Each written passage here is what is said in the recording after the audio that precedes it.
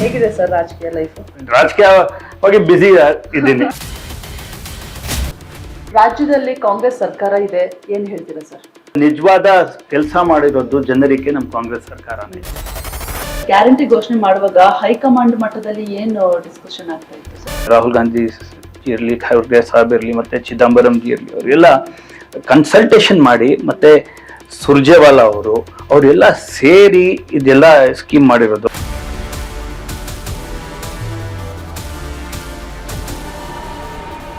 ರಾಜಕೀಯಕ್ಕೆ ಹೆಂಗೆ ಎಂಟ್ರಿ ಆಗಿತ್ತು? ಪರಮೇಶ್ವರ್ ಸಾಹೇಬ್ರು PCC ಪ್ರೆಸಿಡೆಂಟ್ ಇರುವಾಗ ಹಿ ಮೇಡ್ ಮಿ, ನನಗೆ ಪ್ರೊಫೆಷನಲ್ ಸೆಲ್ ಅಂತ ಅವ್ರು ಮಾಡಿದ್ರು. ಅಲ್ಲಿ ನಾನು ಫಸ್ಟ್ ಅಫಿಷಿಯಲ್ ಎಂಟ್ರಿ ಮಾಡಿದೆ. ಇವಾಗ ಬೈ ಎಲೆಕ್ಷನ್ ಅಲ್ಲಿ ಕೂಡ 3 ಕ್ಷೇತ್ರದಲ್ಲೂ ಕೂಡ ನೀವು ಗೆಲ್ತೀರಾ ಅನ್ನೋದು ಇತ್ತ ಸರ್? ಗೊತ್ತಿತ್ತ ನಿಮ್ಗೆ? ಖಂಡಿತ ಗೊತ್ತಿತ್ತು.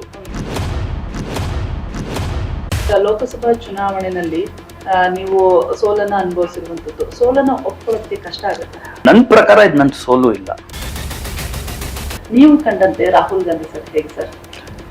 Rahul Gandhi sir one of the most genuine person.